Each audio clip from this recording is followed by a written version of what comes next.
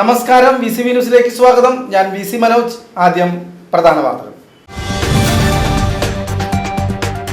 വടക്കാഞ്ചേരി പുഴയുടെ ഒഴുക്ക് തടസ്സപ്പെടുത്തി മാലിന്യ കൂമ്പാരം. കാഞ്ഞിരക്കോട് പാലത്തിന് സമീപമാണ് പുഴയിലൂടെ എത്തിയിരിക്കുന്ന മാലിന്യങ്ങളെല്ലാം അടിഞ്ഞുകൂടിയിരിക്കുന്നത്. വടക്കാഞ്ചേരി എങ്കക്കാട് രാമസ്മാരക ലോവർ പ്രൈമറി സ്കൂളിന്റെ 100ാം വാർഷികത്തോടനുബന്ധിച്ചുള്ള സംഘാടക സമിതി രൂപീകരണ യോഗം നടന്നു.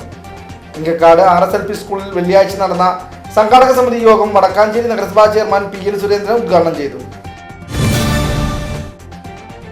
അമേരിക്കൻ ബുക്ക് ഓഫ് റെക്കോർഡിന് പുറകെ ആയതിനെ തേടി വേൾഡ് ബുക്ക് ഓഫ് റെക്കോർഡ് UKയും ഔദ്യോഗിക അറിയിപ്പ് ലഭിച്ചു.